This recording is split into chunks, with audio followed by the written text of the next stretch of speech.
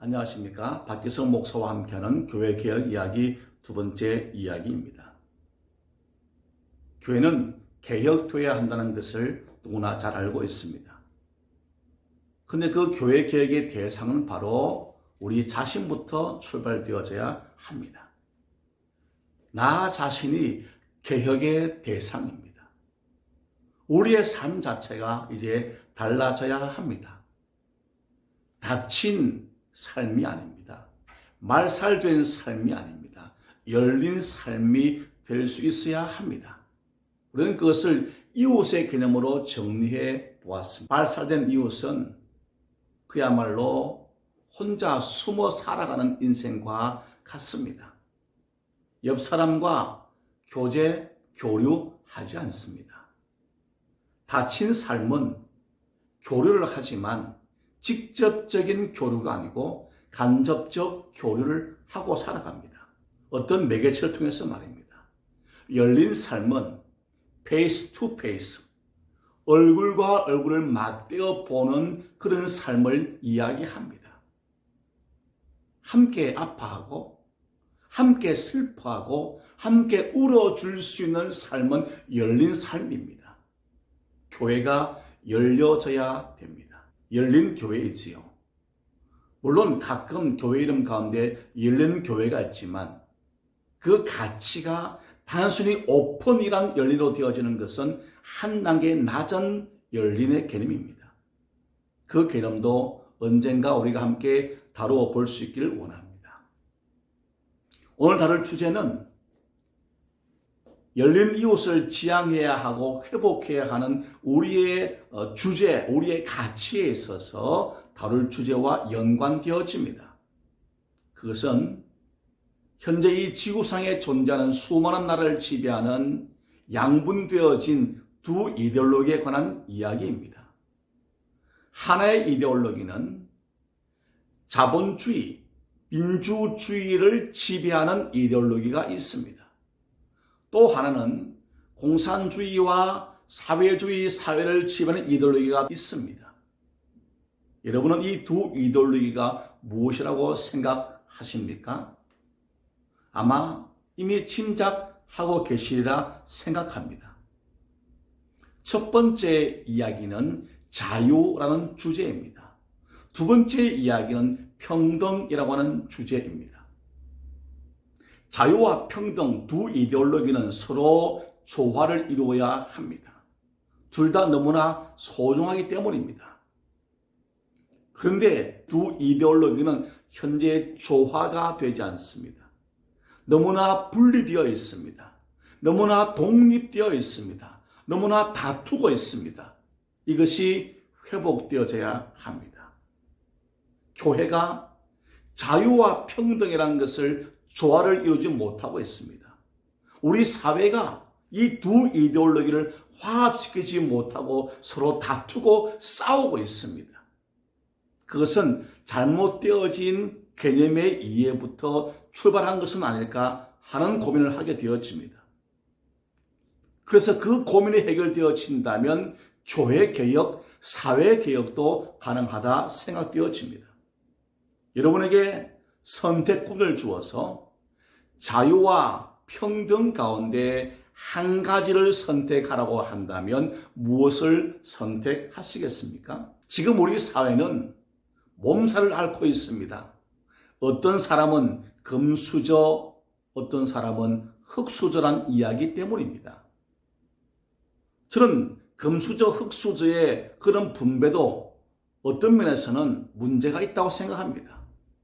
어떤 사람은요, 흑수저조차 없는 사람이 있습니다. 무수저, 맨손, 맨몸, 맨땅 이런 곳에 헤딩하며 사는 사람도 있기 때문에 흑수저가 부러울 때가 있습니다.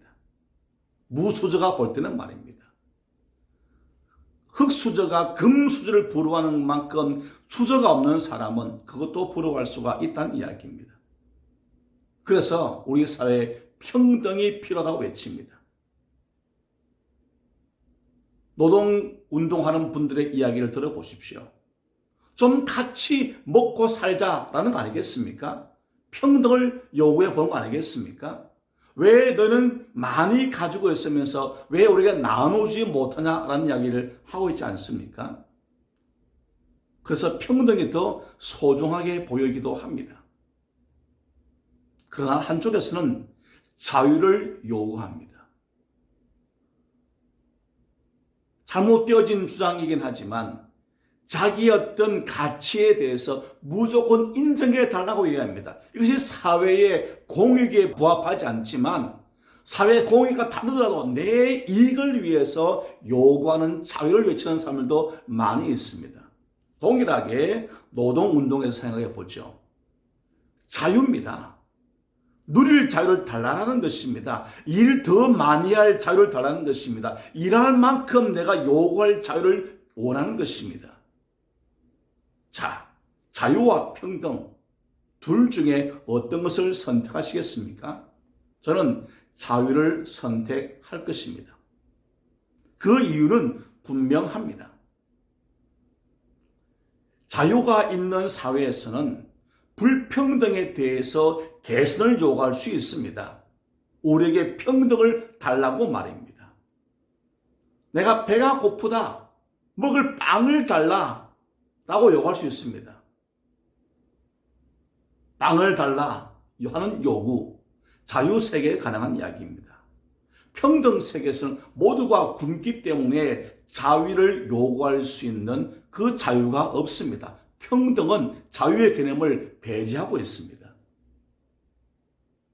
흔히 말하는 공산사회, 사회주의의 개념인 이 평등의 개념이 정말 좋은 개념이라고 생각하십니까? 그럴 수 있습니다. 그런데 이 평등은 수학적 평등이 있고 비례적 평등이 있는데 이 수학적 평등이건 비례적 평등이건 간에 사람이 나누어주는 평등은 강제되어진 평등입니다. 자, 평등의 세 가지를 이야기해 보았습니다. 수학적 평등, 두 번째는 비례적인 평등, 세 번째는 강제되어진 평등입니다. 첫 번째 수학적 평등 이야기입니다.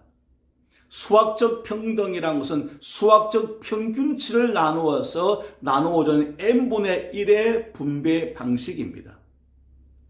10명이 앉아서 식사를 합니다. 모두의 그릇에 음식이 하나씩 담겨 있습니다. 그러면 평등이 되어진 것이지요. 그런데 말입니다.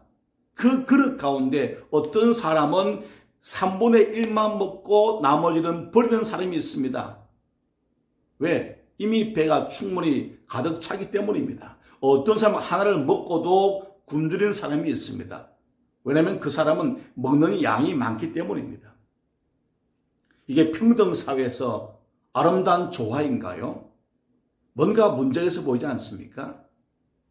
공산사회가 추구하는 평등은 수학적 평등이 되다 보니까 이런 문제가 발생하는 것이겠죠. 그래서 이런 평등을 예방할 수 있는 또 다른 면에서 볼 수 있는 것은 비례적인 평등입니다. 그것이 사도행전 2장에 나오는 예루살렘 초대교회에서 있었던 일들입니다. 유무상통의 이야기죠. 성경은 말합니다. 각 사람이 자기의 재산을 팔아서 사도들 앞에 두었더니 사도가 그것을 각 사람의 필요에 따라서 나누어 준 일이 있습니다. 필요에 따라 나누어 주는 것을 우리는 비례적인 평등이라고 이야기합니다. 이것은 공산주의의 출발점이 결코 아닙니다. 어떤 사람이 이것을 가지고 공산주의의 모델이라고 말하지만 아닙니다. 그것은 공산주의와 관련된 것이 아닙니다. 공산주의는 사람이 만들어내어진 유물론에서 출발되어지는 이데올로기에 해당되어집니다.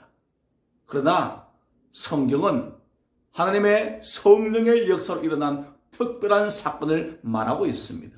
그래서 공산주의와 이 성경을 연동시키면 안 됩니다. 강제되어진 평등, 누군가 나누어주는 평등은 문제가 있어 보이지 않습니까? 그러면 그 사람의 평등은 누가 만들어줍니까? 우리는 그래서 평등의 개념보다는 자유의 개념을 더 소중히 생각해야만 됩니다. 이 사회가 자유사회가 되어야 함도 바로 여기에 있습니다. 우리 교회는 강제 되어진 평등으로 가는 교회가 아닙니다. 우리 교회는 비례적인 평등이 필요하기도 합니다. 그럼과 동시에 교회는 자유가 필요합니다. 하나님을 마음껏 섬길 수 있는 자유가 필요합니다. 자유와 평등의 가치를 통한 교회와 사회개혁 이야기, 혼자 할 수 없습니다. 여러분의 협조가 필요합니다. 더 깊은 이야기를 함께 나누길 원합니다. 우리가 만나서 함께 고민하고 함께 토론하면서 나아간다면 교회 개혁과 사회 개혁은 성경을 통해서 가능합니다. 이 시대를 사는 기독인들은 이 일에 앞장서야 하지 않겠습니까? 여러분 함께 동참하기를 원합니다. 함께 만나서 고민하면서 이 문제를 풀어갈 수 있기를 간절히 소원해 봅니다. 여러분 함께 이야기해 보십시다. 사랑합니다. 그리고 축복합니다. 감사합니다.